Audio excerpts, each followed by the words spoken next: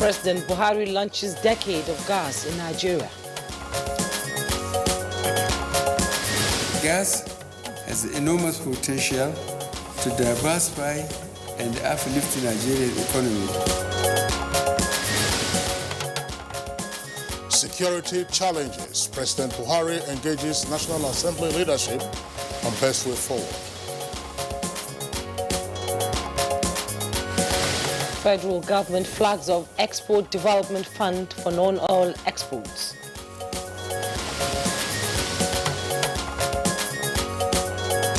And on Good Morning Nigeria today, we shall discuss matters arising from the conviction of INEC ad hoc staff, plus launch of books on pharmacopoeia.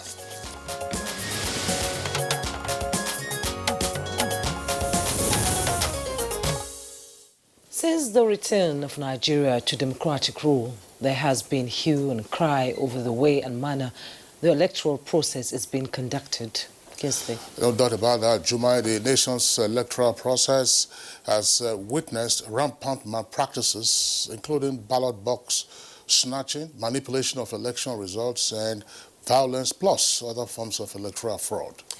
And this promoted key players in the electoral system to continuously call for reform of the process to make it more credible and standard as obtained in other climes.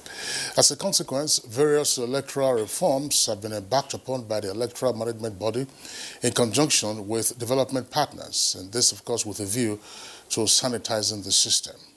This also includes introduction of technology such as the card reader, introduction of university dons as returning officers, and rejigging of sanctions for electoral offences is in addition to INEC's commitment to deal ruthlessly with anyone who violates the electoral process. Well, these reforms are beginning to pay off in several respects, as some staff of the Independent National Electoral Commission, staff and ad hoc staff, have been prosecuted and convicted for electoral malpractices. However, the latest development is the fight against electoral offences, is the conviction of a returning officer, a professor from the University of Calabar, who was sentenced to 3 years in the Custodial Center for Electoral Fraud. Well, Jumai, apart from that, the professor was also fined 100,000 naira. This judgment by the Akwa Ibom High Court is being described by stakeholders in the electoral process as a landmark decision and a bold step towards fighting corrupt practices in the nation's electoral system. And reports also indicate that another professor is also being tried for similar offences, and this brings to question the modalities for recruitment of ad hoc staff for electoral duties. Well, what criteria should be employed in determining who participates in electoral assignments as returning and collation officers? What is the wisdom behind the choice of university lecturers in electoral duties? And what lessons should the current conviction serve to others who probably have similar intentions as the convict? I'm Kingsley Osadola. I thank you for tuning in to the program today. It's Good Morning Nigeria. And I am Juma Yusuf, joining my colleague Kingsley to welcome you. We are reaching you live on the network service of the NTA. And aside from leadership discourse, we shall also discuss launching of pharmacopoeia books. Well, as usual, we have our complimentary segments, and these include newspaper review, business, and others. For now, here is Ifoma Ojinta with the highlights of the morning news. Good morning, Ifoma. Good morning, Kingsley. Good morning, Juma. And here is the morning news. Nigeria is to unleash her enormous gas potential towards uplifting the economy and also drive industrialization as the next logical pathway to the nation's glorious future. President Muhammadu Buhari said this at the formal launch of the Decade of Gas in Nigeria. We acknowledge that Nigeria has still more work to do in the gas space. Gas has enormous potential to diversify and uplift Nigeria's economy for the good of the country. We intend to seize this opportunity. Our major objective for gas sector is to transform Nigeria into an industrialized nation with gas playing a major role through enhanced, accelerated gas revolution. President Muhammadu Buhari is again insisting that all citizens of the country have a stake in the Nigeria project and must play a part in not only its unity, peace and progress, but constantly keep faith with the promise of a greater nation. He said diversities in religion, culture and ethnicity notwithstanding, Nigerians are better and stronger together. This was while participating virtually at this year's Bola Ahmed Tinubu colloquium held in Kano. Of unity and cohesion in Nigeria. This has been a constant factor in his outstanding political career. I think the lessons of this colloquium are clear. Our very best course of conduct, whether as leaders and citizens, is to now ensure that justice and harmony reigns in Nigeria, to devote the resources of our country solely to its development and for the benefit of all our citizens, and in the process to ensure that every Nigerian feels comfortable in every part of Nigeria. Determined to control and contain the coronavirus pandemic, as well as the various security challenges bedeviling the country, President Muhammadu Buhari has held a strategic engagement with the leadership of the National Assembly on the best way forward.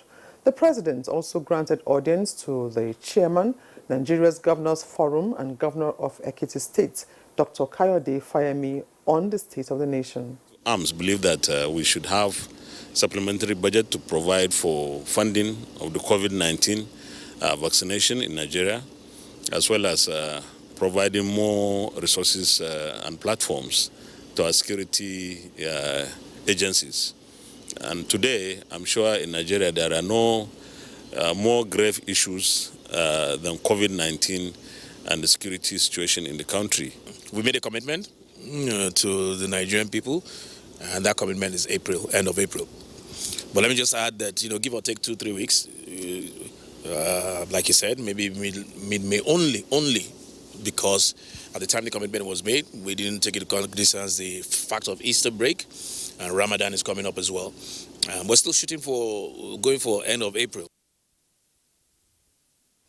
Meanwhile, President Muhammadu Buhari is to proceed to London, the United Kingdom, today for a routine medical checkup. A statement from the Special Advisor to the President on Media and Publicity, Femi Adesina, says the President is expected to meet with security chiefs this morning, after which he will embark on the journey. He is due back in the country during the second week of April 2021. Federal government has launched 50 billion naira export expansion facility program grant management system and also flagged off the Export Development Fund for non-oil exports. Minister of Industry, Trade and Investment, Niyi Adebayo, says export growth is at the center of the ministry's strategy for diversifying Nigeria's sources of foreign exchange. The economic effects of COVID-19 on players in the export sector. Fast-track the zero-oil plan to create jobs and further expand other avenues to earn foreign exchange in Nigeria other than crude oil. The Export Development Fund would serve to complement the other areas that were not covered by the MSME Survival Fund. Information and Culture Minister Lai Mohammed has described as impressive the Nasarawa State government's efforts in opening up the state of global tourism. Lai Mohammed said this when he took an inspection tour of ongoing work at the Lafia Airport. An airport is very critical, not just but to the economic development of a place. So investing in this airport, I think it was a very wise move by the government and people of Nasarawa State. Minister of Armed Forces of the United Kingdom has visited the Ministry of Defense and some of its military components to consolidate on defense cooperation between Nigeria and the UK especially in countering violent extremism in the northeast and other threats across Nigeria and the Gulf of Guinea. Governmental review of the Gulf of Guinea security situation with a view to actualizing the desired objective of a secured Gulf of Guinea maritime environment for the benefit of all.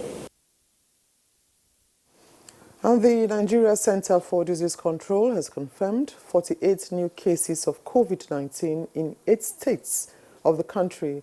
In the latest figure released by the agency, Lagos has 13 new infections, Kaduna and Nasarawa have 7 each, Kano 6, Kwara 5, Ondo 4, while Akwa Ibom and Osun states have 3 new cases each. For now, Nigeria has 162,641 confirmed cases of COVID-19, out of which 150,466 were treated and discharged, while 2,049 patients died of the virus. And that concludes the morning news. Good morning, Nigeria continues with Kingsley and Jumai after this break. Contemporary times require practical skills to remain competitive and relevant in your organization. Therefore, take advantage of NTA TV College short proficiency courses to sharpen your professional skills. Basic Broadcast Accounting and Auditing. Date 19th April to 30th April 2021. 2 weeks. Audio Engineering, Operations and Maintenance. Date 19th April to 23rd April 2021. 1 week. Protocol, Event Management and Public Relations. Date 3rd May to 14th May 2021. 2 weeks. Intermediate Camera Operation Techniques. Date 17th May to 11th June 2021. 4 weeks. The course fee for the 4-week course is 100,000 naira per participant. The fee for the 2-week course is 80,000 naira, while the course fee for the 1-week course is 40,000 naira only. Accommodation inclusive. Venue for all the courses is the serene and secure environment of NTA TV College near Old Government House, Rayfield, Jos. For more inquiries, please call 0803-314-4383 or 0806-980-9807. NTA TV College, Jos. Training you to be the best you want to be. Mommy is ready to receive me a bundle of joy. Mommy is making my home cleaner and safer. We are Dettol, Dettol sure. Illnesses can happen at home too. That's why Dettol and me together will make my baby's home safe and to protect from up to 100 illness-causing germs. That's why moms want to be Dettol, Dettol sure. We are Dettol, Dettol sure.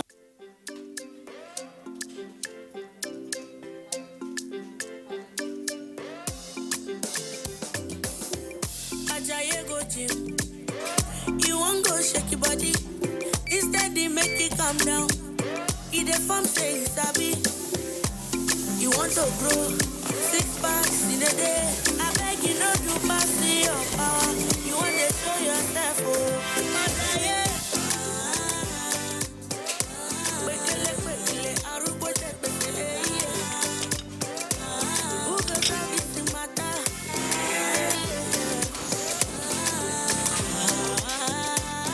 Whatever your size, find it with the new Airtel data plans. Dial *141# now to get the plan that suits you.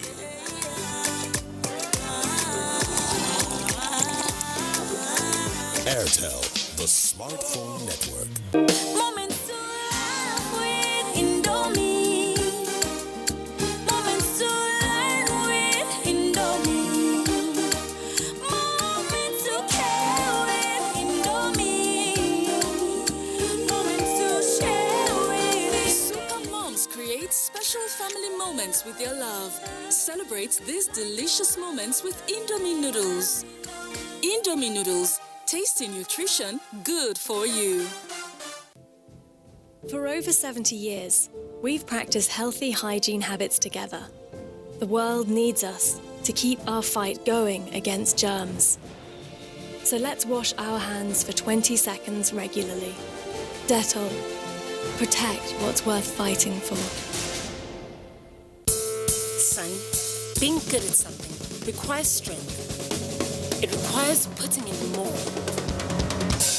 That's why the new improved Bonvita is packed with vitality and a richer, creamier taste. Can Can the Eagles triumph? This is the million-dollar question as the Super Eagles of Nigeria square up against the Crocodiles of Lesotho at the Teslim Balogun Stadium in Lagos on Tuesday, March 31, 2021, for a place at the African Cup of Nations AFCON Finals Cameroon 2021. NTA, Africa's largest TV network and pearl of sports broadcasting in Nigeria, and AIT, the biggest independent TV broadcasters in Nigeria, bring these matches live to Nigerians in a rare collabo with Hot Sports, Nigeria's premier sports marketing company. To take full advantage of the largest and biggest possible reach, contact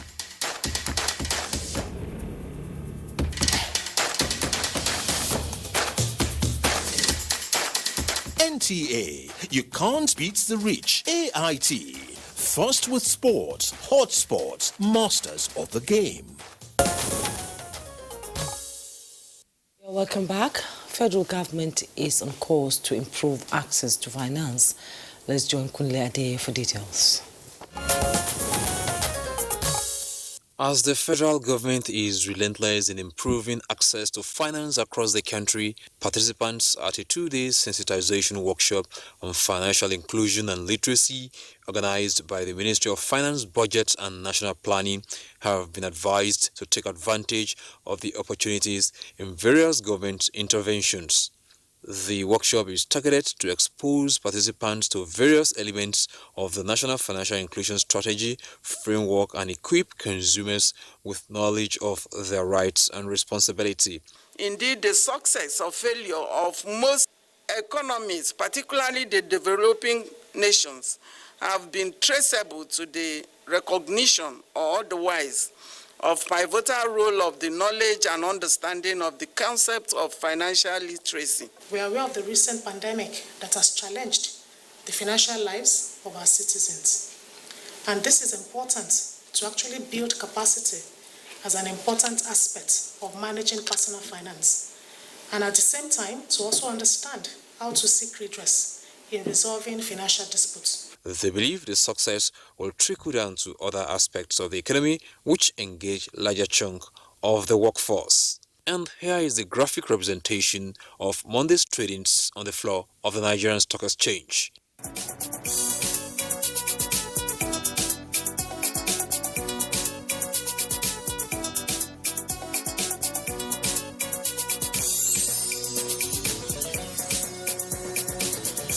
With business news, I'm Kunle Ade. Many thanks, Kunle Ade, for the business package. Coming up next now is newspaper review.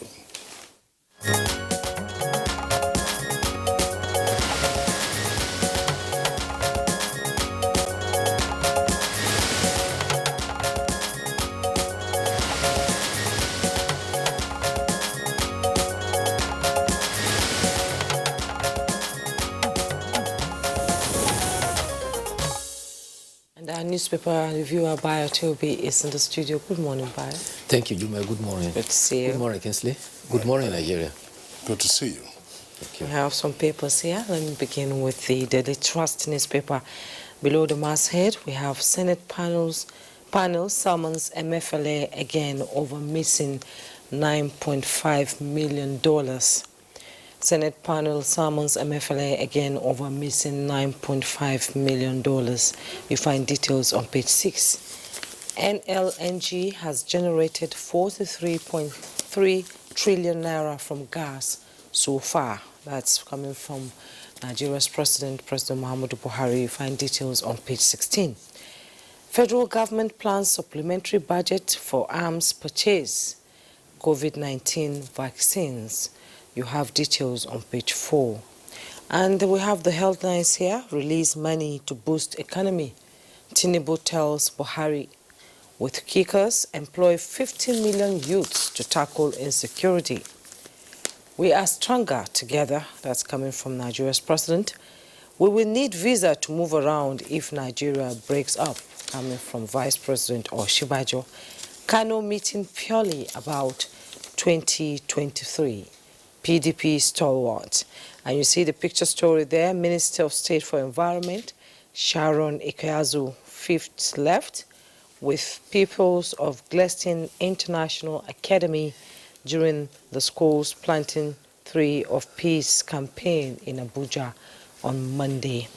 Going down Daily Trust newspaper, 34 months after, Buhari on fresh medical trip to the UK. You find details on page 10. At the bottom plate of the Daily Trust newspaper, 1 killed, several injured as police Shiites clash in Abuja. Details on page 10.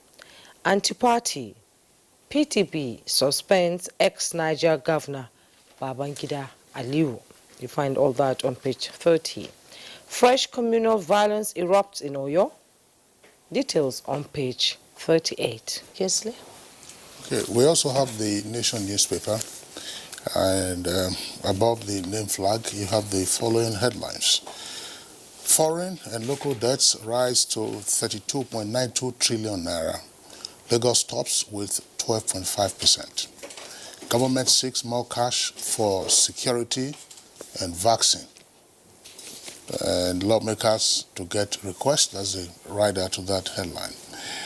Buhari leaves for London on medical vacation. That's the headline there. That's on page 5. Also on that page, the federal government kicks off 50 billion naira export facility. Then below the nameplate, gas, crucial to economic growth. NLNG generates $114 billion. Governors, that's the kicker. Boko Haram sponsors behind banditry and kidnapping. Ex-PDP chair killed, wife abducted. I'm not a negotiator for bandits, says Gumi.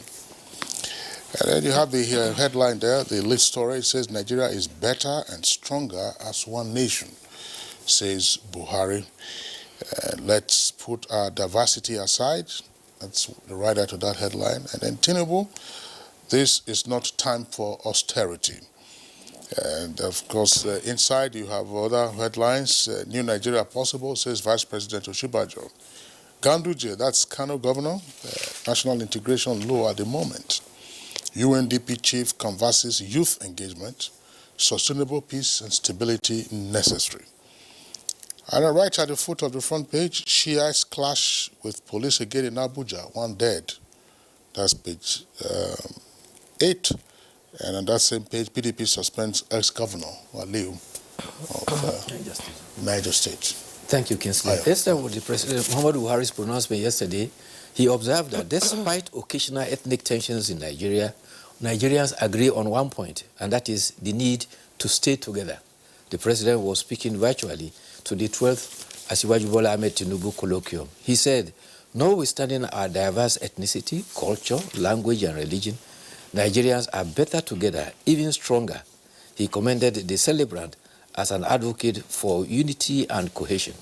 At the same time, Vice President Yomi Osibajo also contributed virtually and said, a new set of Nigerians who are committed to a country operated on high values, integrity, justice, and love is required.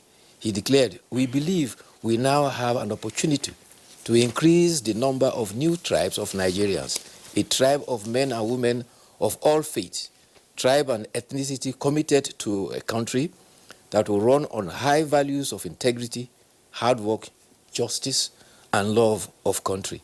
He commended Kano as the venue of the colloquium, describing Kano as a venue for ideas and ideologies. Speaking at the colloquium too, the celebrant who celebrated his 39th birthday, Bola Ahmed Tinubu, said, this is time to put stimulus expenditure in place, not time for austere measures.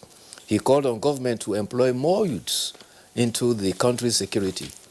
We are under-policed and we are competing with armed robbers and bandits to recruit youths who are unemployed. He says, don't call them illiterates.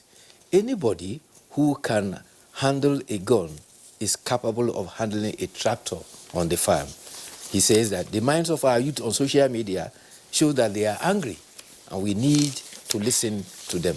Meanwhile, the Senior Special Assistant to the President on Media and Information, Mr. Femi Adesina, says that the President is to travel to the United Kingdom for what he described as routine medical checkup.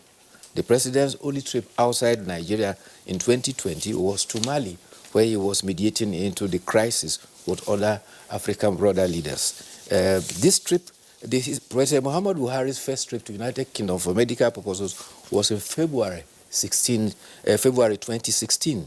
This trip today will be his 8th trip for medical attention.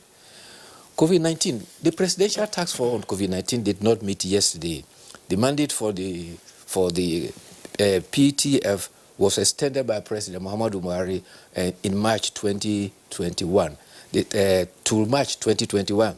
The task force was established to coordinate the activities related to COVID-19 in March 2020. Meanwhile, yesterday we had 48 new cases which were recorded in 8 states. Lagos had the highest, which was 13. Kaduna and Nasarawa both had 7 cases each. Total so far, 162,641.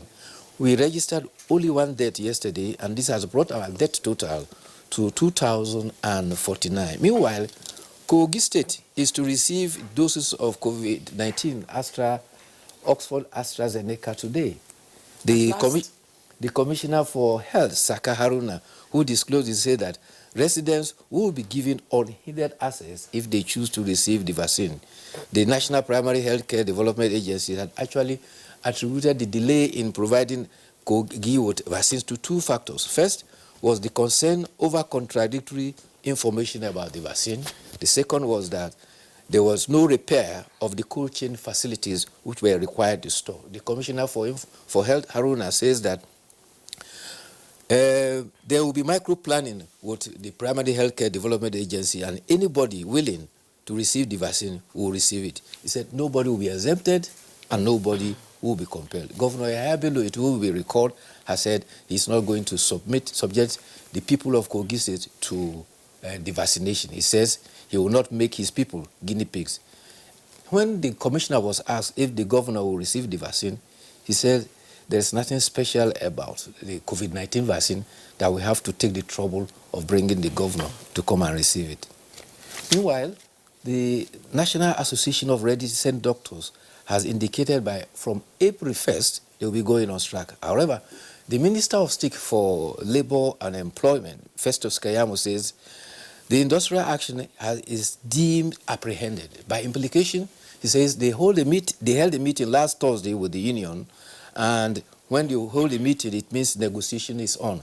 And when negotiation is on, it is your duty to put the strike on hold. So we are appealing to them to hold their fire while we continue discussion on issues relating to the strike. Meanwhile, the Super Eagles of Nigeria are to take on the Crocodiles of Lesotho today at Teslim Balogun Stadium in Lagos. It is the last match of the Super Eagles for qualifying for African 2021 in Cameroon. The match, with the Super Eagles having 11 points, is described in football circles as a dead rubber fixture. The Super Eagles are playing their first match in 20 years in Lagos. They have always played at Uyo, Calabar, Port Harcourt, and this time they are now returning to Lagos after 20 years. About 10,000 fans will be privileged to watch the match at the Teslim Balogun Stadium. Guess what?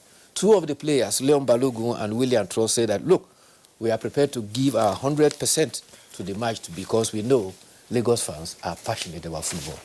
Yes, and I'm just reading that one of the players has tested positive for COVID-19, Wodi, I think. Okay, there was this information about the Wobi, and there was speculation that there was no confirmation about the positive test of no, it's Wobi. here But now, yeah. Probably it has been confirmed. He has left the camp for now. I wish him well. Yes. All right. There is a story on the front page of the Nation newspaper, and indeed it's reported in other papers. It says, on the front page of the Nation, it says, gas crucial to economic growth, and LNG generates $114 billion. It's not the headline that is easy to know, it's the content of the story, because the event took place yesterday in Abuja at Transcorp Hilton Hotel. And it's the official launch of what is referred to as the Decade of Gas. If you are a scholar of energy resources, obviously at some point you get confused as to where we are or what we are seeking to do with our crude oil and gas resources. Less than 10 years ago, there was the launch of the master plan, gas master plan for this country. Desiani then was Minister of Petroleum. Yes. And we have also, Good Morning Nigeria, discussed the AKK, that is the Abuja, Ajaokuta, Kaduna, Kano pipeline, which is to convey gas. So on what basis were you doing that? And then you also had recently the drive for gas-powered vehicles, CNG. We discussed it here. We also discussed it here, and Nigerians have also been sensitized on the need, for increased utilization of gas. So what was the purpose of those events, or those projects and programs? Were they not drawn out of a specific agenda? So why this launch again of decade of gas? Sometimes, that's why I said, if you're a scholar of energy resources, sometimes you just get confused. So that this one becomes a new one, right? You say decade of gas from 2021, 21, 22, 20, until you count it. Then maybe another regime comes, they will say, no, it's no longer this one. I would imagine that at some point we should be able to catch our breath. Yes. Everybody recognizes this, if you are interested in the field, that Nigeria is more endowed with gas than with crude oil in the first instance. And there are ways of stemming the gas flaring in the country. Of course, new regimes have come on, the increase in the penalties, as well as increased utilization. In all of this, there is still the challenge of supply of gas to power plants. Yes. Thermal power plants were set up to utilize the gas. There are still issues. Yes. And we have brought guests on Good Morning Nigeria from Gencos and Discos, and sometimes you will be hearing when they are discussing how much you are supposed to pay for electricity, they will be telling you about the price of gas. So I think those are more, I believe, those are more fundamental issues to drive than just looking for labels, decade of gas, master plan, and so on and so forth. So where exactly are we, and where are we headed? Are we starting another new decade? I think the focus now is to divert attention towards gas. We are more endowed as a gas nation than a petrol nation. And our attention also is to diversify our economy away from dependence on petroleum. But most importantly, perhaps, I'm only speculating, perhaps it is to draw attention to investors that there are several opportunities in the area of gas that they are being invited to. The other story that was read earlier on was the clarification. I'm sorry, just before we leave this subject. Yes. There was also an industrialization master plan that was drawn up. Yes. It was the minister then who was in charge of MITI that the master plan was drawn up. And gas was a critical element of that particular aspect. So it's not just drawing attention. The reason I'm saying this is that we know our national experience. We are usually very adept at designing plans and programs, but implementation then becomes a challenge. Getting it off the ground from the paper. Again, is drawing attention to it so that people will now cash in with the opportunities that gas But President Buhari said we've generated, NLLG has generated 43.3 trillion from gas. So far. And the trains for the LNG are increasing. Yeah. So again, it's part of LNG, but brass is in crisis. Yes. OK LNG is in crisis. I mean, if I say crisis, in other words, they haven't. Well, what's the polite way of saying it? That they haven't been realized, according to the plans that were supposed to have been put in place, to also harness the gas resources. So, what is impeding those things? If after LNG has been on, and I think they're thinking about Train 7 now in LNG, you moved on to brass, and brass is fantastic. Okay, you can say that OK has a challenge because of the distance from the gas location and so on and so forth. But what else is our food? What else? We want to see it, and we want to also see the benefits. So I'm just talking about the label, decade for gas or gas. I was talking about the story you read earlier on, where Sheikh Gumi was giving clarification that he's not a spokesman for bandits, that each time he had gone to speak with the bandits, seeking that they lay down their arms and tread the path of peace, there have been government officials with him. He was speaking when Senator Shehu Sani visited him to plea with him to speak for the rescue of the 39 students of the Federal College of Forestry. He says he's actually talking with them, but the order given, that order of shoot on sight that was given, has become a big obstacle to getting the bandits and some of these criminals to lay down their arms. Well, I believe in other climes, the government appoints a negotiator to sort of negotiate things like that. But, well, time will tell how it goes. Well, thank you, Bayo. Categorical. Not prepared to negotiate with bandits. Yes, well, yes. Because bandits will hold us to ransom. They are already holding us to ransom. Okay, thank you so much, Bayo, for coming. We'll take a break now. When we return, our conversation begins. For over 70 years, we've practiced healthy hygiene habits together. The world needs us to keep our fight going against germs. So let's wash our hands for 20 seconds regularly. Dettol. Protect what's worth fighting for.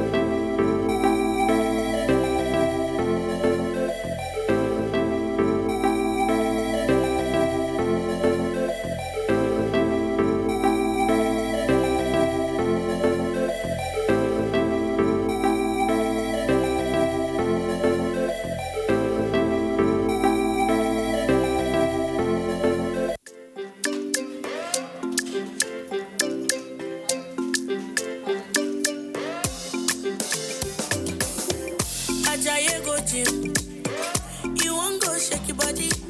Instead, they make it calm down. If the farm say you sabi, you want to grow 6 packs in a day. I beg you not to pass your power. You want to show yourself, oh.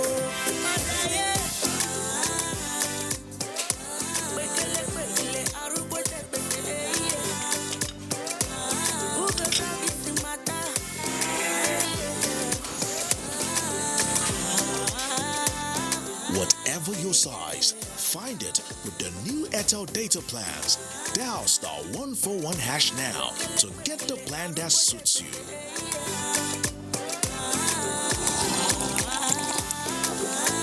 Airtel, the smartphone network. Mommy is ready to receive me a bundle of joy. Mommy is making my home cleaner and safer. We are Dettol, Dettol Sure. Illnesses can happen at home too. That's why Dettol and me together will make my baby's home safe and to protect from up to 100 illness-causing germs. That's why moms want to be Dettol, Dettol Sure. We are Dettol, Dettol Sure. Nigerian youths are about the greatest assets the country has at the moment. It is therefore not surprising that the administration of President Muhammadu Buhari is strategically responding to the yearnings of the youth through multiple projects and programs. Youth entrepreneurship support years by Bank of Industry, the Youth Investment Fund by the CBN, and several other conditional cash transfer programs. Recruitment of 774,000 social workers, majority of whom are youths, and so many other projects that are beneficial to youths directly or indirectly. If the administration can do all this, definitely with a degree of patience and time, it can achieve more. Nigerian youths must come together to say no to terrorism, no to vandalism, and no to all disruptive tendencies. Hashtag Youth for Greater Nigeria. Pacifying the youths, unifying the nation. Can the Eagles triumph? This is the million-dollar question as the Super Eagles of Nigeria square up against the Crocodiles of Lesotho at the Teslim Balogun Stadium in Lagos on Tuesday, March 31, 2021 for a place at the African Cup of Nations AFCON Finals Cameroon 2021. NTA, Africa's largest TV network and pearl of sports broadcasting in Nigeria, and AIT, the biggest independent TV broadcasters in Nigeria, bring these matches live to Nigerians in a rare collabo with Hot Sports, Nigeria's premier sports marketing company. To take full advantage of the largest and biggest possible reach, contact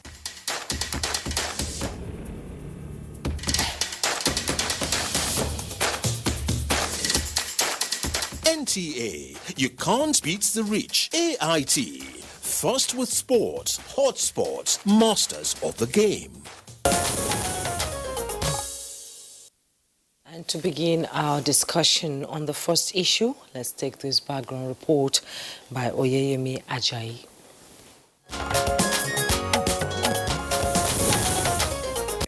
For years, Nigerian elections have been characterized by some irregularities, including fraud, ballot snatching, amongst others, with few or none brought to book. Over time, there have been calls for prosecution of electoral offenders, right from politicians to even officials of the electoral body. This is part of efforts to sanitize the electoral system and rid the country of embarrassing political activities. However, in recent times, series of electoral reforms have been initiated to improve the quality of elections in the country, with a view to put the country's electoral system back in its pride of place. These reforms have started paying off with the prosecution and sanctioning of some INEC staff who were found culpable for electoral malpractices. The anti-corruption crusade of the current administration in the electoral system was further heightened with the prosecution of Professor Peter Ogban, a professor of soil science at the University of Calabar, and a returning officer in the 2019 general elections in Akwa Ibom Northwest Senatorial District, to 3 years in custodial center for election fraud. Apart from the sentence, the court also imposed fine of 100,000 naira on the convict. Political analysts described the development as a landmark case, being the first time INEC is prosecuting professors for electoral fraud. They said this conviction will inject sanity into the election process, thereby improving the participation of Nigerians in the governance process, in addition to boosting the confidence of the international community in the nation's democracy. The question is, to what extent will this discourage Nigerians from engaging in electoral offenses? Are we likely to see more of such convictions in the near future? What strategies should be adopted in recruiting ad hoc staff for elections, especially as returning officers? Guests on NTA's Good Morning Nigeria will be answering these and other questions shortly.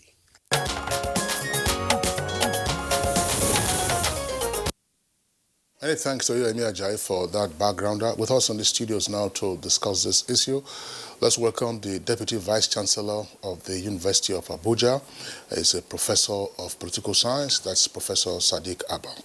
Glad to have you this morning. Good morning. Okay. Also here with us in the studios, a familiar face on Good Morning Nigeria, especially on election matters, is Chairman, Partners for Electoral Reforms, Ezenwa Nwagu. Ezenwa, delighted to have you this morning. Thank you. Good morning. I hope our viewers will still recognize you because your beards have grown and I've left it to grow. Silver. He's reformed. That's right. Yes, he's reformed.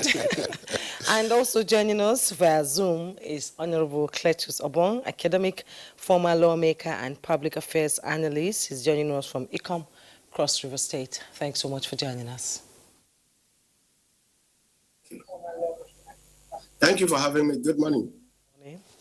All right, let's just begin the conversation with Honorable Cletus Obong, a former lawmaker who is with us via Zoom from Akwa Ibom.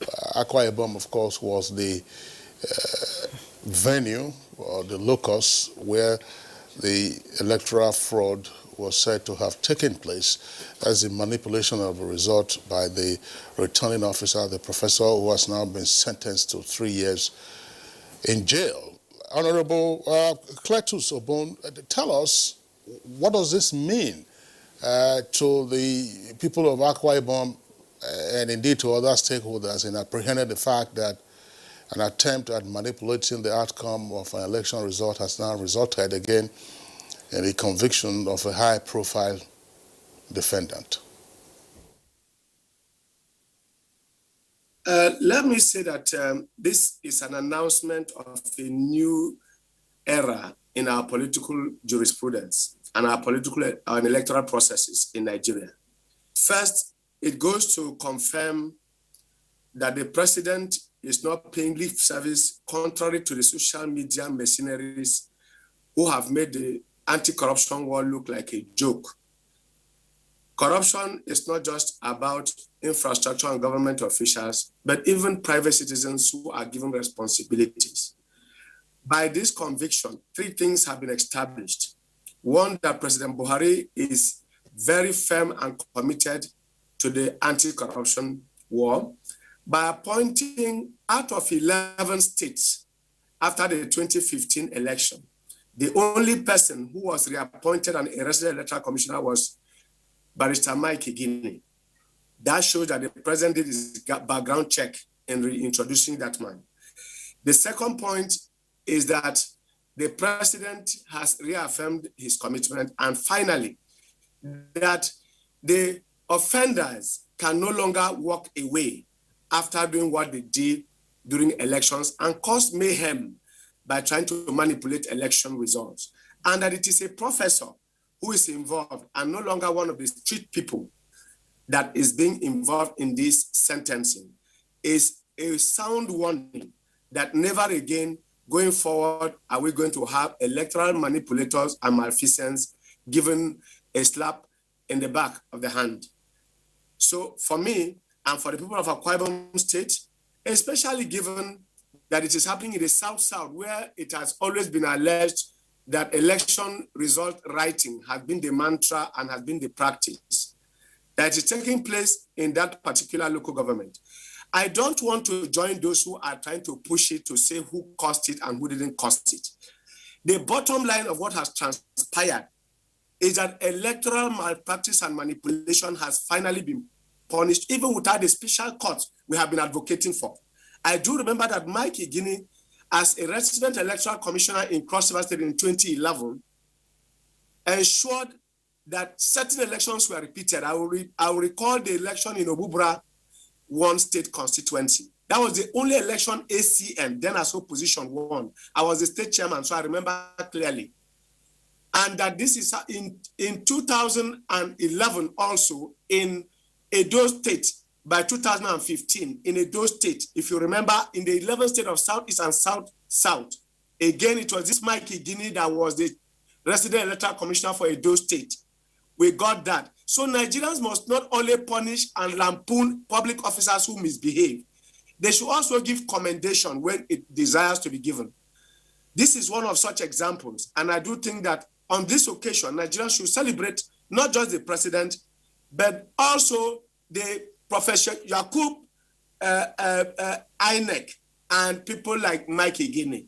We should commend them on this occasion that for the first time in our electoral history, we are getting a man convicted for electoral manipulation and under the supervision of Professor Yakub, under the supervision of a President Buhari, and under the supervision of a resident electoral commission who had the courage and were fervently pursuing this matter since 2019 and finally secured this.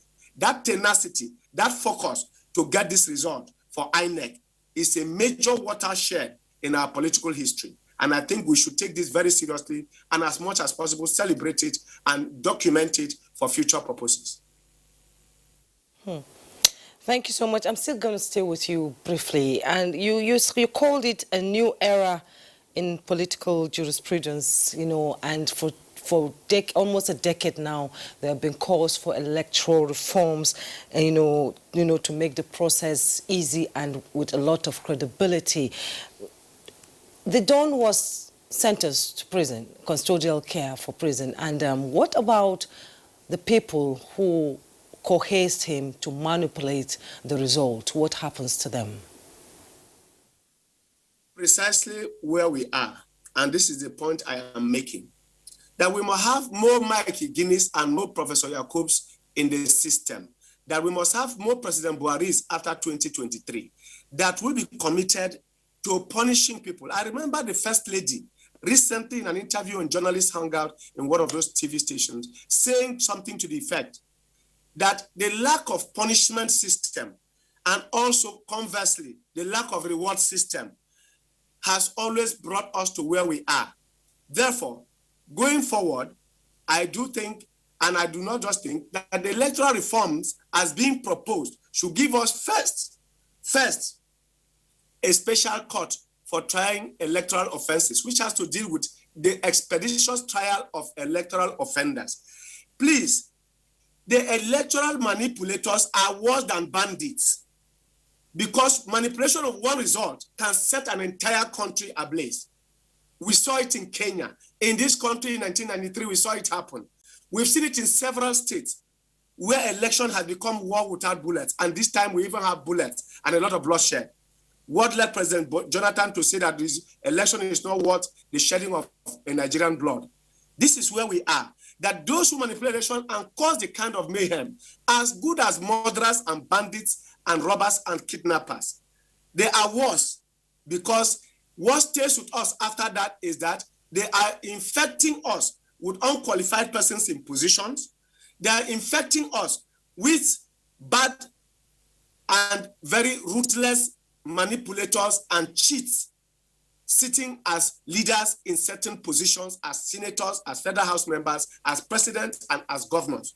We've seen that happen by electoral malfeasance and misconduct by electoral officials who are manipulating elections as presiding officers, as returning officers, and even as security men, aiding and abetting the thumb printing and hijacking of election materials, and sometimes thugs who destroy materials on the instructions and the information given by electoral officers. Therefore, one manipulation of election is worse than one act of banditry. We should therefore not look at election as election if we cannot punish those who infest and put this country into major crisis from beginning to end on a daily basis. So the electoral reform being proposed must be expeditiously, and this President Buhari must take this very seriously as part of his legacy.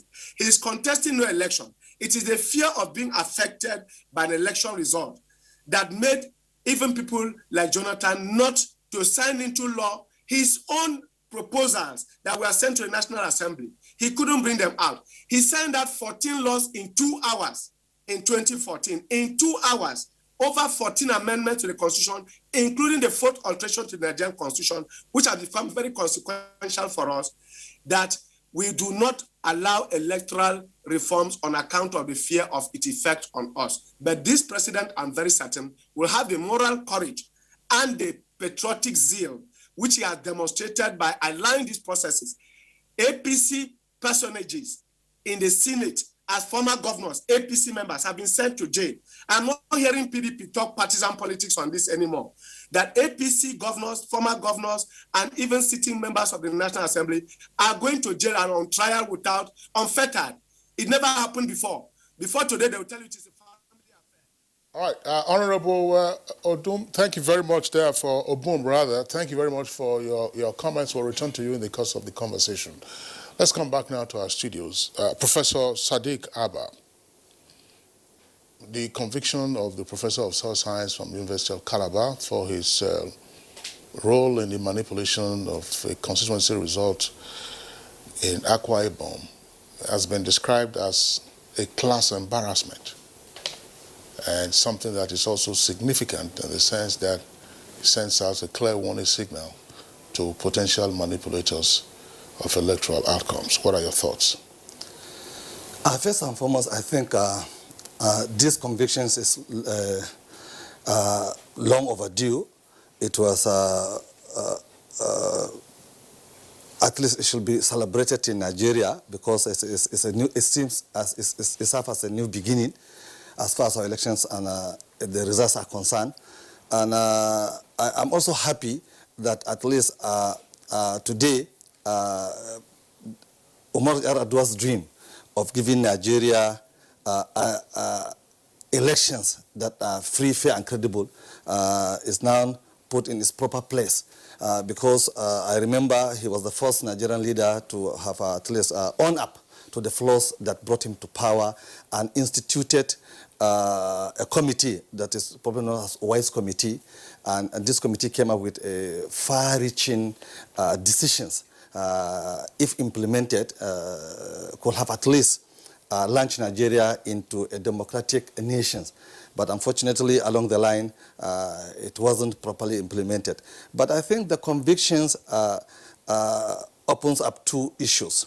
The first issue is that Jega's thinking that the only way Nigerian elections could be midwife to produce free, fair, and credible results is by taking the elections final process to the academia. Jega's intentions were noble, but unfortunately among the academia were worst Nigerians also. Despite that there are good academicians, there are equally bad academicians. And unfortunately, for whatever reasons, maybe the recruitment processes in coming up with what do you call it, the returning officers are not foolproof enough to protect the process from having bad eggs as returning officers. That's the first issue. The second issue is I think we should equally at least commend and doff our hats to both INEC and the judiciary for their tenacity and resilience in pursuing this particular case to its logical conclusions. In the past, I have written of INEC, I have written of the judiciary, but at least I'm not celebrating the conviction of a colleague, but I'm celebrating the conviction of somebody who allowed himself to be used by certain politicians and to shortchange Nigerians who sacrifice everything to go to the polls and to elect their own leader. So I think head or tail is a win-win situation for us. And my prayers is this. We shall now, moving forward, at least we shall institutionalize this particular victory and make it a point of reference for our subsequent elections. Because I don't want to say that this professor is just a victim. I think personally surrendered himself to this particular political electoral criminals. But I believe now his conviction is going to be a warning to other professors who are going to be assigned as returning officers. And I hope and pray there are a lot of people like these professors that are still working free. I think we shall now put our searchlights on them and see how we can bring them to justice. You know, a lot of stakeholders have, you know, when the Dawn started announcing the results, asked this question, why them? What are the INEC staffs doing that they cannot announce the results when the results are out? I remember in 2015, one of these professors couldn't even read what was written. He asked for light, you know, and he needed more light. At the end of the day, and I remember categorically him saying, I did not write it. Mr. Ezenwa, let's have your comments. Okay, so it's just a peep back into why we got there in the first instance. We were coming from an INEC that had obvious integrity deficits that led to President Yar'Adua, you know, coming up with those statements. And then the thinking then was that Jega didn't want to do the hard work of internal reforms. He decided to outsource. And that has become my challenge. Every intervention becomes a bureaucracy in Nigeria.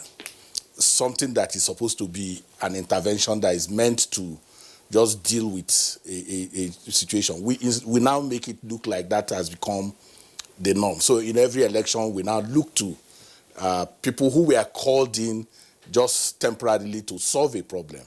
And then we now bureaucratized it in a way that the politicians themselves now know that you must always go to a certain place to source for your collation officers. And that opens up. And the reality is that we make the mistake of always thinking that election is an all-comers affair. Professor Sadiq has been involved in trainings. I have been involved in trainings.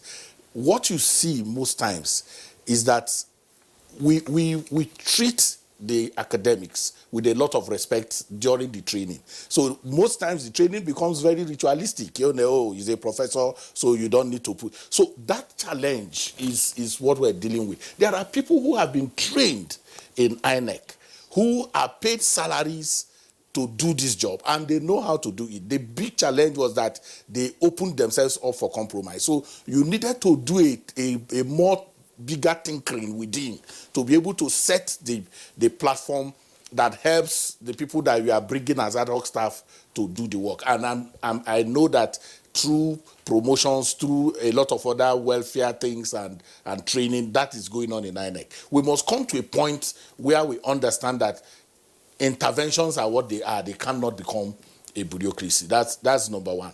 Number two, Professor Peter Ogban is not the only one that is under trial now. You also have Ignatius Udux, he's in court from the same Uyo. But in 2019, the reality was that there were very disgraceful acts across the country that have not come to the point where we knew in particular cases where academics from certain universities were taken directly to government house. The INEC had to intervene directly and stopped them from performing that duty and had to, over the night, bring people from another university and save that situation. So this tragedy that has befallen us is that there is now no particular institution, no particular category of people that you can. The reason to go to the academics is that you thought that was the bulwark of intellectual honesty, values, integrity, and all that. That was so. There is no saving place anymore. So it's a call for us as a people to say, look, we can't lose everything. We must not come to a point where we no longer can even have confidence in any category of people to deal with. That's number one. The second question you asked, that's number two. Number two now. So the other important question you asked is, what about those who, induce them? The weakness of our law is that there is no evidence. You cannot show any clear evidence that these people were working for XYZ. You can't prove it in court, even when we know that there are beneficiaries, that there are people. In this particular case of Professor Peter, he decreased and increased scores, vote scores for a certain political party. So there is a beneficiary. That beneficiary is working free because the law does not say anything about his and then involvement. But the bigger tragedy of our there's procurement. Procurement. If you are procuring an offense. Yes, yes, but that's what I'm saying. You for one, you need evidence where that happened, where that procurement took place, and all of that, and the rigor to get into all that because of the challenges that we have may not be able to help us. But the thing is to talk to. When we talk about electoral reforms, we must focus attention on those who have the responsibility to reform our laws. And the bigger challenge that we have is that the place we go to for reforms is actually the place where the beneficiaries of electoral manipulation and fraud are situated. So how you drag that conundrum is the bigger challenge that we have. That politicians, their political parties, and their candidates who profit from electoral malfeasance are the people we go to for reforms. So the conversation needs to be stronger in saying, look, in spite of you benefiting from this electoral perfidy, you must become statesmanly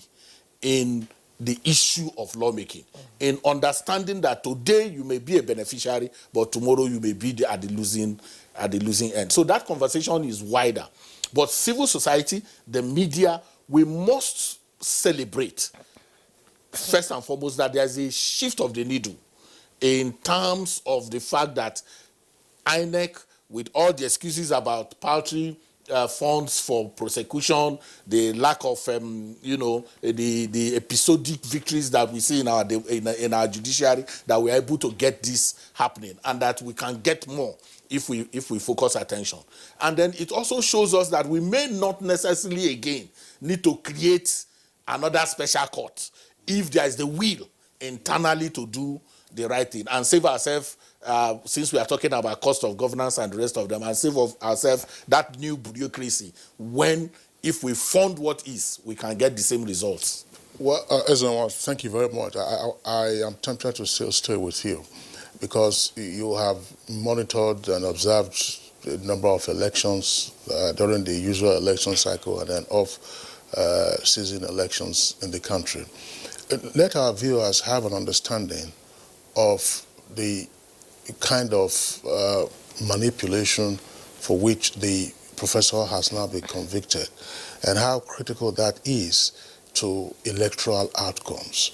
Because yes, we talk about electoral violence, yes, we talk about underage voters, yes, we talk about all kinds of things, see and buy, but the actual fact of having to alter results, that's to say after voters have been on the queue for several hours, in the rain or under the sun, and they have cast their ballot, somebody goes to a quiet corner, maybe an air-conditioned room, or with some ceiling fan cooling him off, and then begins to manipulate the results. How widespread has this been? Because each time we keep hearing about Form EC8A or something, that's what they call it. That's very critical. If you recall, in one election, somebody went around police stations and they wanted to see the original Form EC8A. So how critical is this aspect in the value chain of electoral fraud that has often cast some doubts as to the credibility of electoral outcomes in parts of the country? So we have the benefit of looking at the reports that of the panels that INEC itself set up. You would be amazed and embarrassed first by what some unscrupulous INEC staff themselves do. In fact, that's another. There are administrative issues going on to deal with those who they start even from manipulation of. First is the distribution. You are supposed to collect PVCs and not distribute. Some, first and foremost, are involved in distribution of PVCs. They collect people's PVCs, hold them, and then trade with them. That's where it starts. And there is already reports on that. That's one. For the particular cases of this professor, there is the work of a collation officer. And if you remember, we are always saying that collation is the weakest link in the chain. So what he did was simply adding 5,000 to a particular political party and decreasing the vote of the other party by that 5,000, and falsely altering, deliberately doing so. And the shameful part of it was that, in spite of the fact that he was invited to a panel, he refused to come for the panel. The vice chancellor of the university was written to him, asked him to come. He still didn't come. He was the one who actually brought a lawyer to INEC to deal with this issue. The second embarrassing one, the second professor, although the matter is still in court. Yes, but the bigger issue is that somebody you could say the result that the result from the polling units, the collation that you did was manipulated. You swear to an affidavit and then later come out to denounce your own affidavit in your own handwriting. So you have different kind of things going on at that level. You have deliberately ignoring overvoting. Because the law says in cases of overvoting, you must cancel. If there is violence, you need to cancel. In many cases, even when they know those things, they overlook them. So you have a case of electoral fraud and dereliction of duty. And so the dereliction of duty is knowing what to do and refusing to do it to give advantage to a particular person. So how widespread it is, the reality of our situation is that the legitimacy of those who eventually go for Thanksgiving during elections do not always correspond. And that is why you have a litigious electoral environment. We are always in court. At the end of every electoral cycle, you have more people in court than those who eventually, and many of those cases, the reason for that is because people know, both the winner and the loser know that their hands are involved, and sometimes it's the one who outrigs the other, not necessarily because the other person is a saint. So you have a community of people who truly do not even believe in honest electoral effort. They want to pervert the process to get an advantage. And in collusion with internal unscrupulous elements within the electoral body itself. So as we celebrate this tokenistic judicial intervention that we have seen. We must also make a demand on INEC to publicly put out those who collaborated internally and what has happened to them, so that they are not shrouded in administrative, administrative runs in a way that at the end of the day, because from Akwa Ibom State, where this happened, there are collaborators, and the reports are very clear that those collaborators who, because this came to the headquarters because the collation officers are senior people and will be dealt with by the headquarters. But the small people, we also need to know what has happened to them, so that at the end of the day, these politicians don't also use their influence to close those matters. I was just wondering, Jumai, this in law, there's a principle of avoidance of double jeopardy. Professor Sadiq Abba, I'm wondering, Professor Peter, Professor of Soil Science, University of Calabar, has been convicted of electoral fraud. Fraud is fraud. It doesn't have to be financial. In a sense, some persons would argue that that makes untenable even his position in the university after his sentence is done. Yeah. In the academia or the ivory towers, there are two issues. One, you must be found academically competent in terms of your research and publications, and in terms of your capacity to deliver knowledge, wisdom and logic to your students. That's the first angle to it. The other angle is about your character. A professor is supposed to be an embodiment of both knowledge and character, because if you don't have it, you won't be able to impart it to the students. Ideally, by this particular incident or accident, he's supposed to lose his own position at the university. I'm not advocating for that, but that is the ideal situation. If it do happen, then I think there's nothing new, because that's the expectations. But if by any chance he escaped from being sent away by the university, this Nigeria, I won't be surprised. But the reality is this. So why should that happen? You're saying this is Nigeria. I mean, if you're talking about an ideal situation, yes, and an ivory tower that is should be representative of character and learning. And in other climes, he should resign on his own voluntarily. That's what I said. This is Nigeria, because ideally, if he has character in him, on his own, he will just put his paper down. That's number one. And number two, like as I said, you see, there are other beneficiaries from this particular malfeasance. What happens to them? Nothing. And let me give you an example. In 2011, I'm very sorry if I bring this history back. In a state in Nigeria, a professor was the returning officer, and the ruling party in that state was losing the elections seriously. And the governor and at the federal, they all came to him that, look, we are going to give you from 1 billion to 3 billion. They kept on negotiating. That just write the result for us. We'll take it, the rest will be history. But this guy stood his ground, he refused. And up till now, INEC did not commend him, and it was a public knowledge now. He was not given any national honors. The university did not call him and say, thank you very much, you saved the image of this university. Nobody, he's just languishing here at Giri. Nobody. So, you see, I think, in as much as our, our ability to punish offenders is very, very poor, equally also our ability to reward good people is completely zero. So this is the crossroad at which we are operating in Nigeria. We don't punish criminals and we don't reward good citizens. So in between these two lines lies a lot of possibilities. Well, I don't think this reward thing. Somebody is brought in to do a job. Because there's also the fetishization of reward.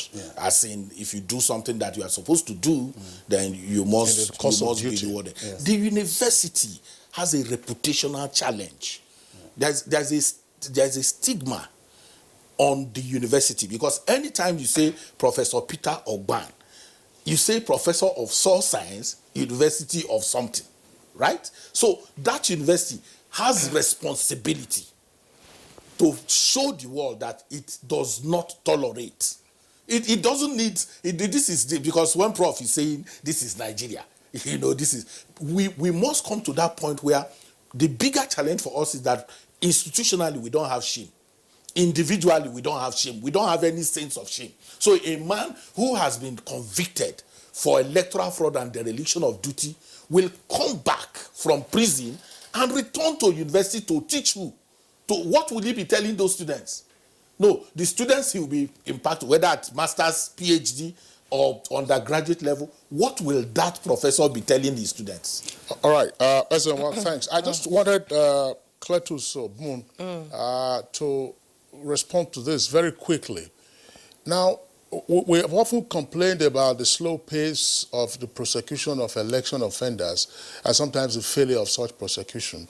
But in this particular instance, the judge that tried the matter and then convicted and sentenced the offender decided, of course, on the basis of precedent, to disregard the absence of a police investigation report. In the past, that was always a sore point, that there's no police investigation report before INEC could proceed with the prosecution of alleged offenders.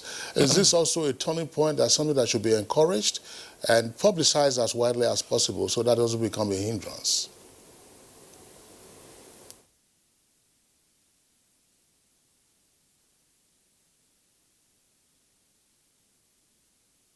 Yes, let me first take the issue Prof raised about reward and punishment, and my friend and brother Ezewa's response about taking your responsibility.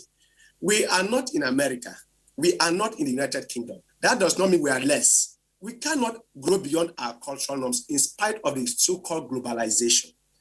In a system in which corruption, evil, manipulation, and all kinds of shameless and shameful acts are perpetrated, where there are such exceptions, they should be rewarded or punished accordingly.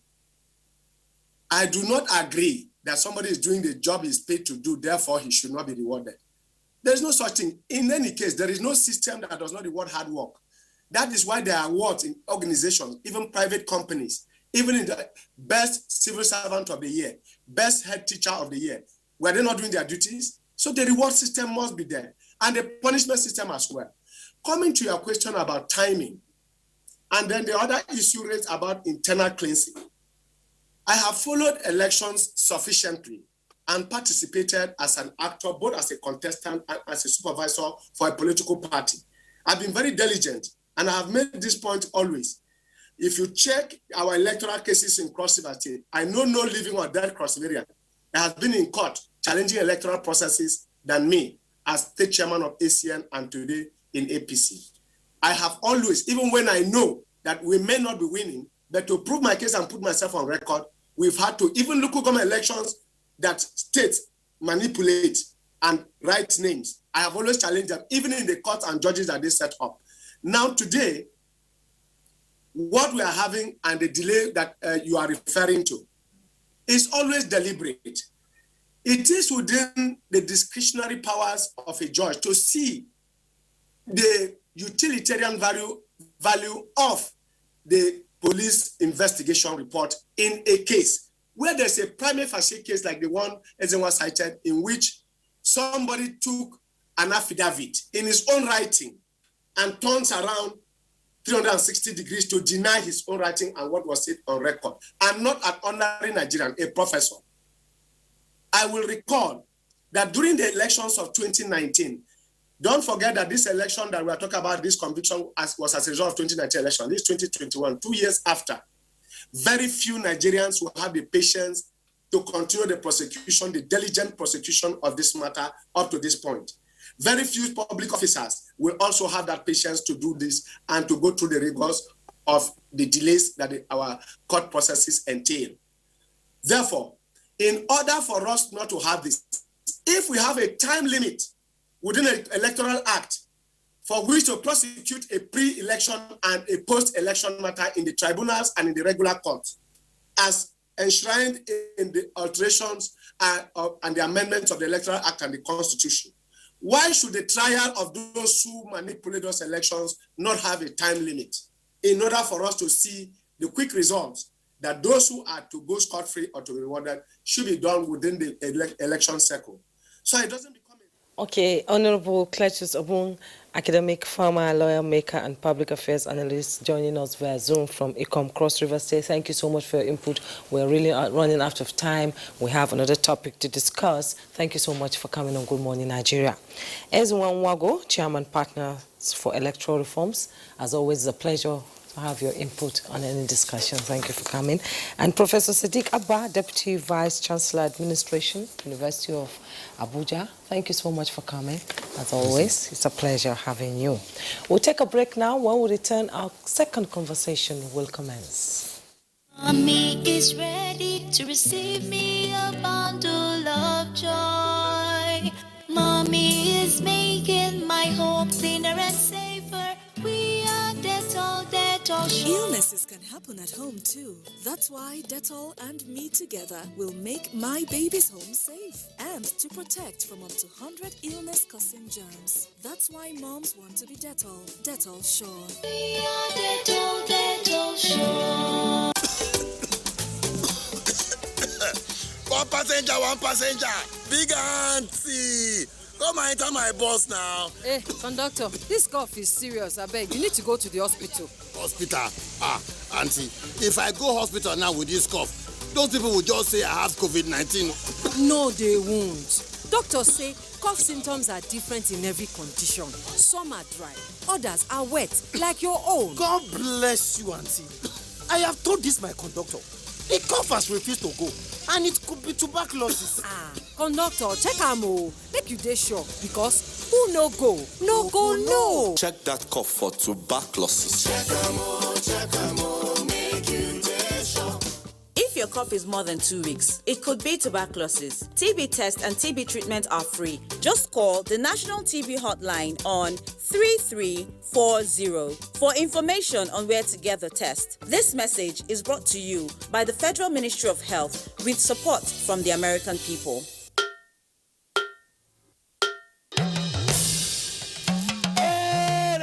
I bring you wonderful news.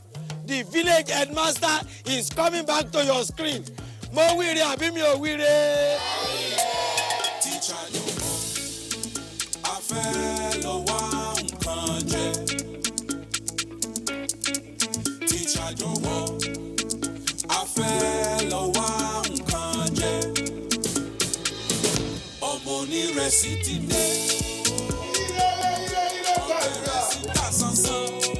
Ajebo na better school for last gidi. Not be all this on a rugged school for Ijabi. I don't know for you. Second, it's called Oja Village. Kadesi, we no happy at all.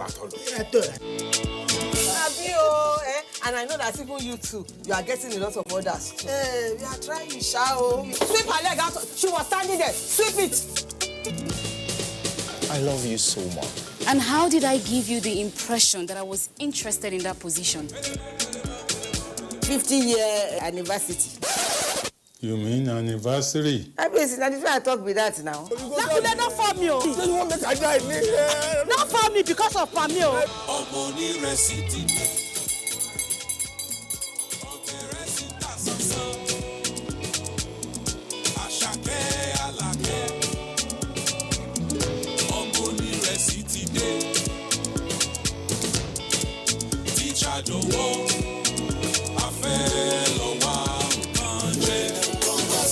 Although social media as a channel of communication is inherently harmless, it becomes harmful and damaging when used without discretion and thoughtfulness. Bad social media users spread rumors and fake news without verification. But good social media users stop, reflect, and verify information before sharing it. Be a good social media user. Stop the spread of fake news. Verify the authenticity of your source and use social media responsibly for a better Nigeria. This message is brought to you by the Nigerian Television Authority, NTA, in collaboration with the National Orientation Agency. Can the Eagles triumph? This is the million-dollar question as the Super Eagles of Nigeria square up against the Crocodiles of Lesotho at the Teslim Balogun Stadium in Lagos on Tuesday, March 31, 2021, for a place at the African Cup of Nations AFCON Finals Cameroon 2021. NTA, Africa's largest TV network and pearl of sports broadcasting in Nigeria, and AIT, the biggest independent TV broadcasters in Nigeria, bring these matches live to Nigerians in a rare collabo with Hot Sports, Nigeria's premier sports marketing company. To take full advantage of the largest and biggest possible reach, contact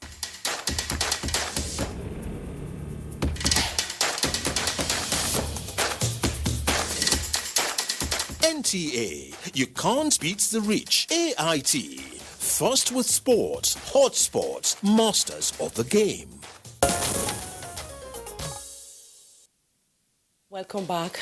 The emergence of COVID-19 has brought to the fore the need for Nigeria to develop her medicinal plants and other herbal therapies for common ailments. Well, a pharmacist, director and head of complementary and alternative medicine at the Federal Ministry of Health, Zainab Sharif, who's of course a regular guest on Good Morning Nigeria, has been a champion of this cause for years and has now decided to document the knowledge for the benefit of all. And to this end, the pharmacist authored 3 books, namely Common Medicinal Plants in Nigeria, Healing Recipes and Herbal Therapy for Common Ailments, as well as Medicinal Plant First Aid Kit, the Kitchen Spice Rack. Well, the 3 books are to be launched today, and the author is right here with us in the studios to discuss the books. Hajia, pharmacist, director Zainab Sharif, as I said, head of traditional and complementary alternative medicine at the Federal Ministry of Health. Pleasure to have you with us on Good Morning Nigeria again. Good morning, viewers, and good morning. You know, I'm always relaxed when I come, especially when I see Kingsley and a good combination, Kingsley and you are all herbalized. And yes, we are. Okay, let's begin. You wrote an introductory to what we're seeing today 20 years ago. Sure. And now you're launching 3 books. A lot of Nigerians have followed you and used your recommendations when it comes to herbal remedies.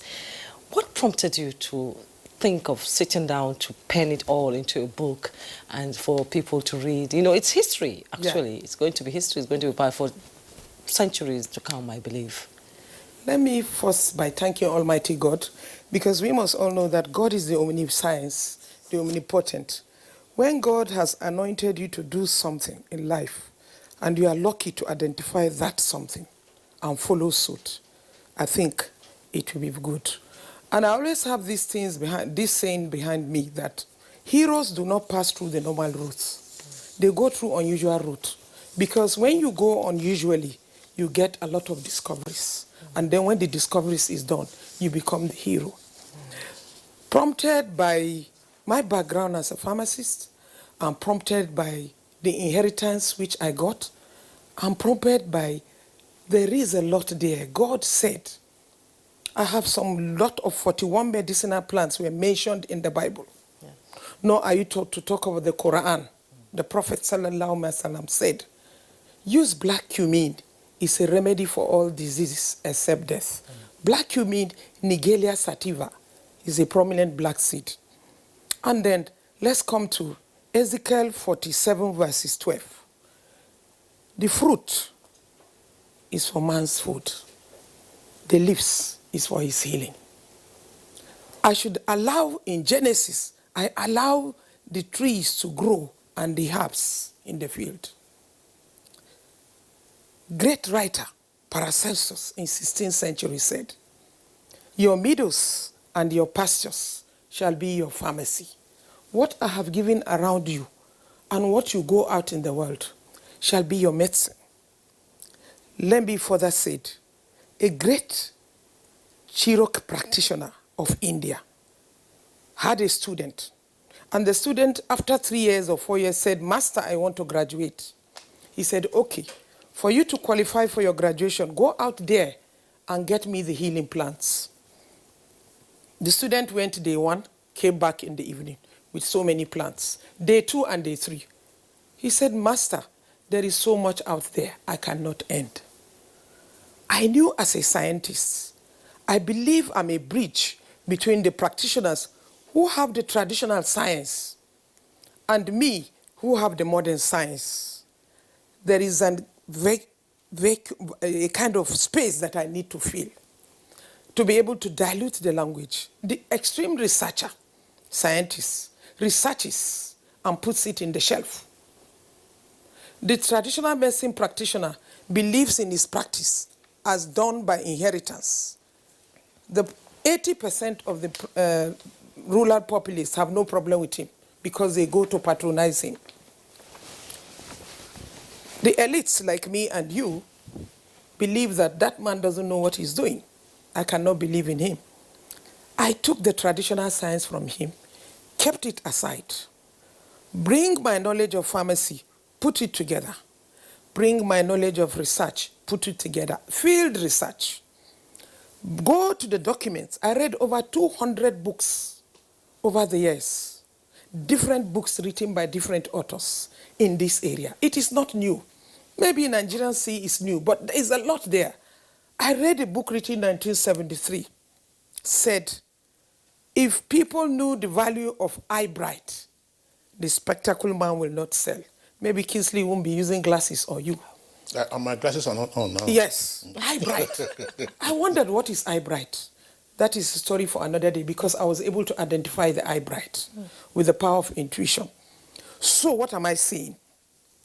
I felt that let me bring this knowledge to the middle gap. And for me to do that, I have to dilute the science for your own understanding. And also the practitioner science. You see, a practitioner says, Gbogbo Nishe, it cures all. His sense is that that product he's talking Gbogbo Nishe, my science explanation is that it is an immune booster because it has the ability to boost the immune system. Hence the word Gbogbo Nishe, the science immune booster. The knowledge research, we say that how is the immune boosting done? Through many scientific detailed processes, which is not the show for the day. So you can see that knowledge. Went to India, got their traditional experience. Went to China, got their, even Japanese. I was struck by Japanese after reading all the hospital pharmacy where I had robots. Robots were there. They still took me to traditional medicine to learn Kampo medicine. What's Kampo medicine? Kampo medicine is Oriental medicine practiced by Japanese. That is why longevity in Japan. Yes. I took a study. I said, why is there longevity in Japan? I met a professor. I asked him. He said, you see this tree? This is the one we always eat. That is Jingo biloba. Yes. It's a tree that they eat the fruits. We have so many fruits in the wild. We have what we call the doom fruit, D-O-U-M, Goriba in Hausa. Excellent food. It's like the head, the skull. It is good for the brain. This is in cases doctrine or signature of literature, where we say like cures like, or like plant is similar to the like organ, just like I say eye bright. So you can see all this combination. I said, Kai, I needed to put this. 2001, I had my first publications, which were these 3 publications, which was launched. Not much acceptability, but I was impressed by Clayton University in England that recommended this book. Then this book was sold in UK, £13, £77. Of course, royalty is a story for another day. But that was not my interest, is that people could get the information. Along the line, I have collected so much knowledge, I've collected so much information. The power of knowledge, the power, you must put it down. Let me pause and appreciate my late husband, Alhaji Uduju Sharif, who always say, put this in writing. This is what I have done in his memory. These 3 books. Okay, all right. Pharmacist Zainab, thank you very much. What I would like you to do in the meantime is to let our viewers know what each of the books deals with. It will be 3 new books that are due for launch today, and then we can return to some of the more substantive issues that relate to herbal medicine or alternative cure. So the first book, what is it about? And, Okay. yes. Thank you. Let me start by looking at this healing recipes. Herbal therapy for common ailments. You can see it's a revised edition. Yes. This book contains all my TV programs that I have done over the years. You see me making mixtures for care of the heart, care of the kidney, emphasizing on preventive health care. A good pictorial representation of the organs of the body, which you need to understand. You must look at preventive measures, not just curative. The human kidney, every day we celebrate Kidney Day. But have you cared for the kidney? This book enumerates simple basic steps using some basic food items, some herbal remedies in the management and preventive measure. All the programs, so I am glad indirectly this is an NTA book because of the support I get from NTA then, making my presentations, writing my recipes, and this dove down into common herbal therapy. You can see the pictorial representation. I took the pains to make it easy for the reader with pictorial representation. A topic, even the care of the female and male reproductive system. You may wonder, do you have care for male and female reproductive system? In this book, it will tell you chronicles, simple remedies that you can use because God has given for every part of the body, there is a plant that he has given. But man must seek to know. So this is a clear explanation. This is a book that even the researchers can use as a guide, and you can see that even men and women, simple remedies, because we must begin to emphasize preventive health care. This is what healing recipes we see much to say. What about the common medicinal plants in Yes, Nigeria? I am glad. I am telling the story of Nigeria. The over almost 150 books I read in medicinal plants database, they will tell you that these plants is indigenous to China, indigenous to India, indigenous to UK. Very few is mentioned about Africa. We must tell our story. This is what I have done. Common medicinal plants that are available. Look at the pictorial representation of the cover book. This is a baobab. I love the baobab tree because even the European Union has classified baobab as a superfood. This is why I told you that 100 milligrams of the baobab powder gives you 300 milligrams of the baobab powder gives you 100 milligrams of vitamin C. Even locust bean, dawa is there. There is a plant called hospital is too far. Hospital is too far. It's a common vegetable eaten in a lot of the locality. Hospital is too far means first aid. Boost the immune system before you go. It's a way for us to know what we have to stimulate what I call cultivation. Cultivation, preservation. And then when you begin to cultivate these medicinal plants, you develop a value chain. A value chain for processing, a value chain for marketing, to produce phytomedicine, to produce body care products, and further stimulate research for the discovery of medicine in Africa and in Nigeria. If we take some of these plants, bitter leaf, an example, is a plant that is more abundantly grown in Nigeria, and except for some Caribbean countries. So we have abundance of bitter leaf, now known in US and promoted as the super magic plant, which is available. If we research, NIPRID is doing a lot. Let us support these research institutes. We can now have our own drug.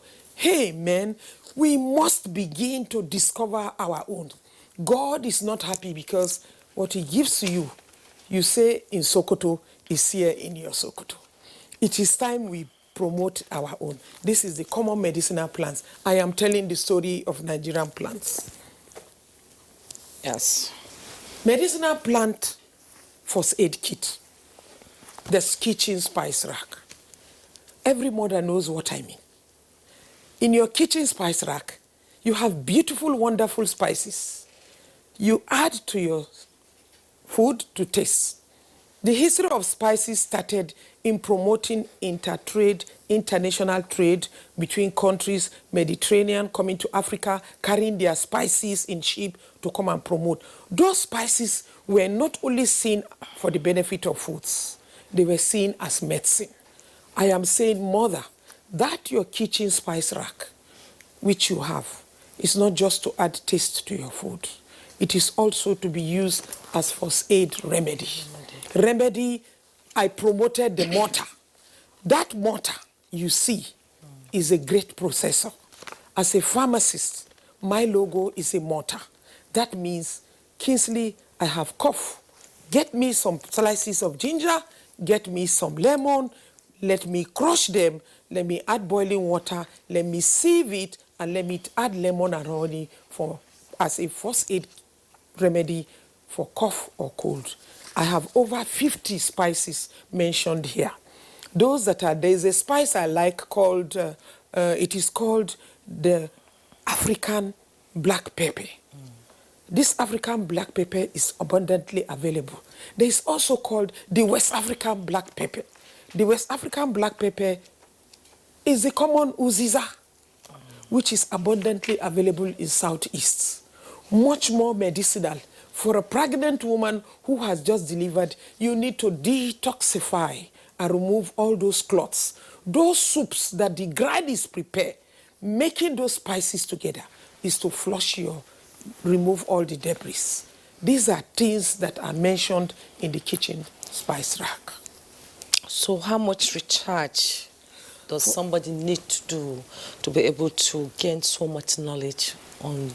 We have, what we did is that there is, you can access and pay online, or at the launching for today, for the launching of each copies, you can see the quality of the books. For each copy, it is 20,000. You buy the 3, it is 50,000. A lot of knowledge has been there. In between these 20 years, I lost 2 people. So the research was on, and I've done, and I appreciate, I'm glad. I must commend the NTA for being with me in these troubled years. Particularly, permit me to commend both the executive director of news, and more importantly, executive director of programs, who was always encouraging me to do this preparation. That is Mr. Wole Koka, and of course, the executive director of news, and all of you who have encouraged me, giving me that spice. I thank my Ministry of Health supported the publication of these books, which are currently going to be displayed. These are ways to, at the end of the day, I want to see Nigeria promoting green gold. We talk about black gold, but this is green gold. The plants are there. For those of us who understand the language of the plants, they come, they look at you and go. You don't need me. It is time for us. Maybe when you read my books, I will see, I don't have problem with the community. They grow these plants. But we are talking of diversification. We are talking about job creation. If women, youths, have 100 acres of land, cultivate 1 acre of bitter leaf. Let us develop the value chain for bitter leaf. You process it, storage condition, good agricultural practices, good storage. Let's further process it. We capsulate, which we call phytomedicine. You can capsulate bitter leaf as a holistic powder with a specified quantity. And you can also extract to produce tincture. You can also extract to produce soap for rashes, okay? And also for skin beauty for the face. Turmeric is an example, and like I told you of interest, even potash is mentioned.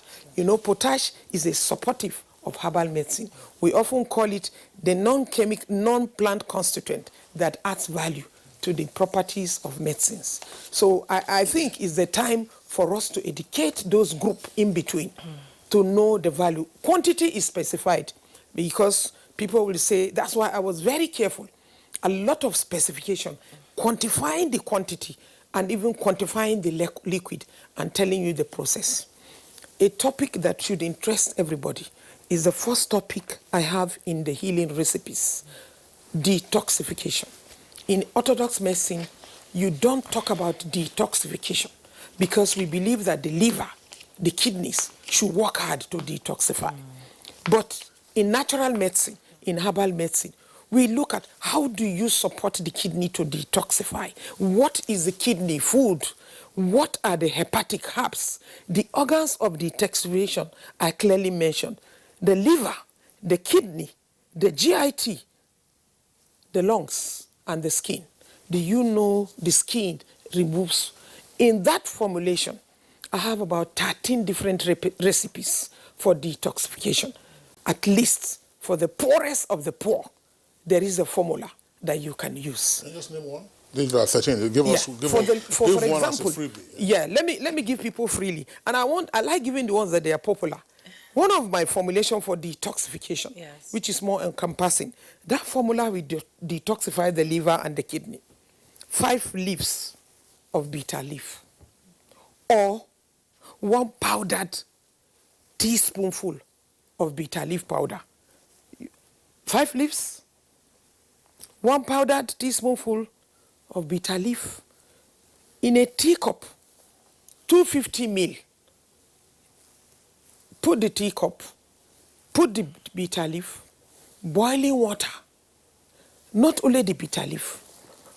I'm going to give you, add 2 medium-sized carrots.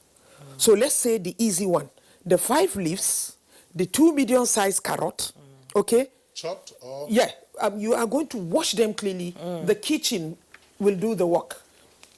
The 2 medium-sized carrot, finely chopped. The 5 leaves, washed and chopped. Lemon into 4 slices, or lime into 6 parts. Remove 1 part of either the lime or the lemon. Put it aside. A piece of ginger, slight piece of ginger. Put them together. A glass of water. Wash, blend with that glass of water. Then you sieve. That juice that comes out is called life juice. Freshly prepared. In pharmacy, we call it extemporaneous preparation. Fresh and fresh. You take that 1 glass, even 1 daily for 3 days, you need to flush. Do you realize the toxin we all are going about with? No synthetic drug can cure those toxins. Only foods and fresh juices, I've said. You know, Pharmacist Zena, there's something I would like you to clarify, because I keep hearing this, not just from you, but from a number of other sources. What is the significant difference between lemon and lime? I hear a great deal of emphasis being placed on lemon to such an extent that I even begin to feel sorry for lime. Yeah. You know, and so yes, that's a very good one. You know, because they are all lemon and lime is captured in my book, The Common Medicinal Plants of Nigeria. The lemon, of course, they are all citrus species. They are all the same family. It's just that the concentration of acid, for example, citric acid, which is malic acid, which is available in lime and lemon, is higher in lime than lemon. That is basic difference. And then the rough skin, if you look at the rough skin of the lemon, has more oil, the limonene oil, as compared to the lime. So you tend to be friendly. You know, I would say even plants have characteristics. Lemon is easygoing. So lime is, I'm ready and I'm strict.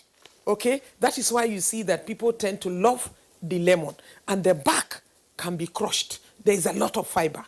But they are all the same. If you take a teaspoonful of lemon, take half teaspoonful of lime because of the high acidity.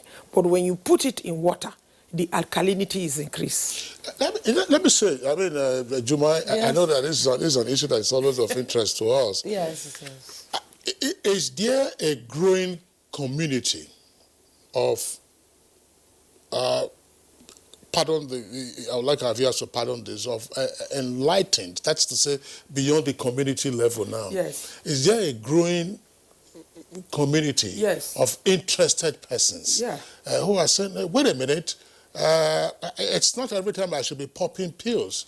Let me look at my kitchen rack.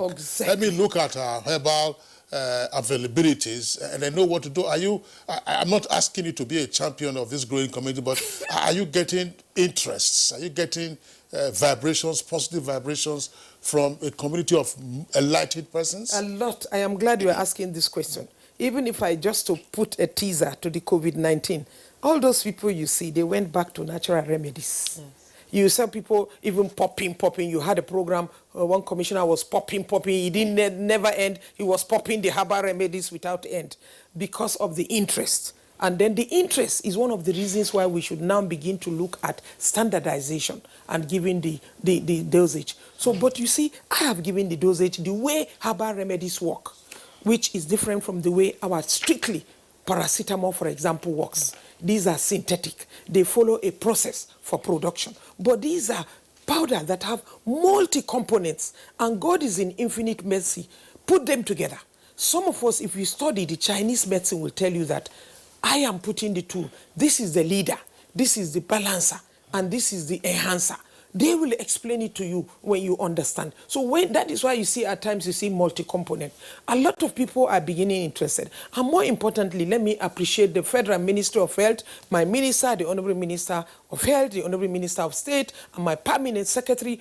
They have, and the current administration that has led, due to the strong political will, to establish a department, which I'm now the pioneer. A lot is happening. Very soon we are going to launch our well-being center in the Federal Ministry of Health. Well-being center is in a bid to promote preventive health care, where people can come, you can have yoga. We are going to have free people from the Indian Embassy coming to teach. It's open to everybody, because I know that the civil servants cannot afford the other one outside. The money is high for you. But in that center, we are looking at subsidizing, using the opportunity to bring people. For example, the India ambassador has given us free yoga instructor to come and instruct our people. Yoga is a meditation. It is very, and we also have it. When you go on meditation, it heals your mind, body, and soul. That brings me to aromatherapy, one of the books that I'm yet to launch, I'm working on. Aromatherapy are essential oils. It will be exhibited today. Not only am I exhibiting the books, I have followed it practically. You will come and see the collections that I have, talking and walking the talk.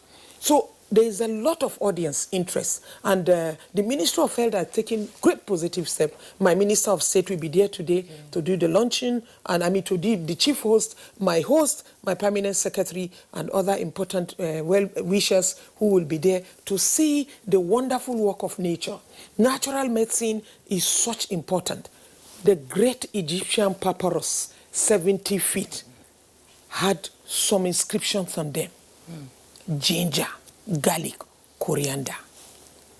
Some great Cleopatra, the beautiful woman who romantically, Julius Caesar, got them romantically involved, was bathing in a combination of henna, goat milk. When she sees on it and steams with it, she comes out. The skin is like a baby. Will you not go for that? Of course. Kingsley.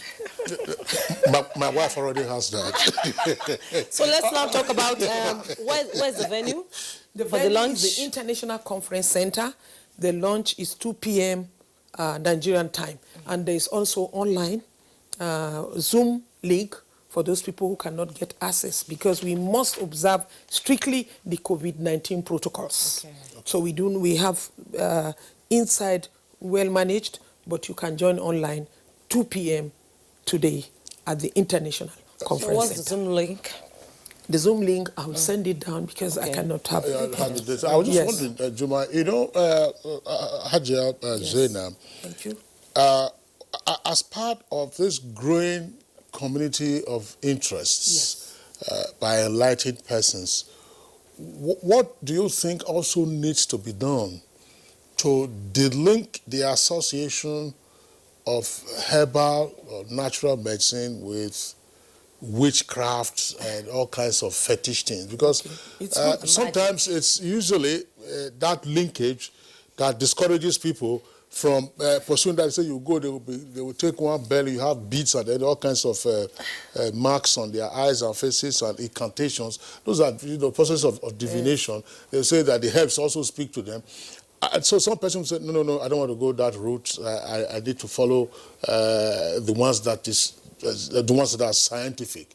How do we delink this association? That is why we look at, you see, when you talk of medicinal plants which are captured, you see it physically. And physically, from the traditional aspect, what they use it for. From the scientific aspect, the research that has been done. And in the practice of traditional medicine, there are different practices. Like you said, spiritualism, occultism, herbal medicine. For us, that aspect which I am passionate about is the products, the medicinal plants, the trees you see, the plants that grow. They are not just there.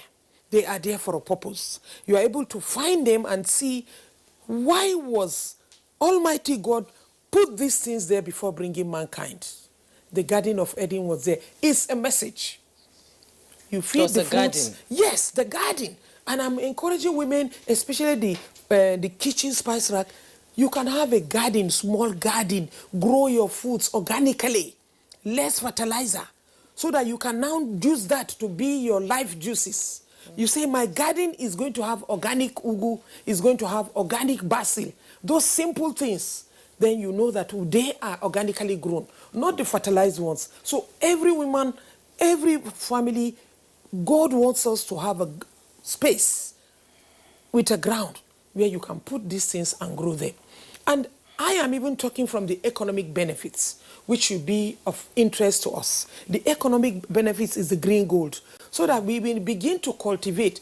In each of these countries, in states, we have 774 local governments in Nigeria. God has given a peculiar plant. Look, the locust bean is very commonly grown in a village called Jogana in Kano State. That is the local dadawa. The dadawa is spice. The pulp, which is yellowish in color, massive antioxidant, massive fiber, a superfood. These are things that we can begin to stimulate and have job creation, wealth creation, value addition, stimulating agriculture, health, economic, beauty, etc. All right. That's quite, enlightening. And I'm a traditional medicine kind of person. I really don't like going to the hospital. Naturally, you just know what to mix and take. Zainab Ujudu Sharif, Director and Head of Traditional Complementary and Alternative Medicine, Federal Ministry of Health. As always, it's a pleasure to have you come on the show. I am always happy to be here. And I'm sure a lot of you will be getting a lot of calls. A lot of Nigerians will want to know how the book will be launched and how they can get it. Thank you so much for coming. Well, that's Good Morning Nigeria for today. It's been a pleasure having you join us on the show. I am Juma Yusuf. Thanks for watching. All right, see you tomorrow, same time, 7 o'clock in the morning. I'm Kingsley Osadolo.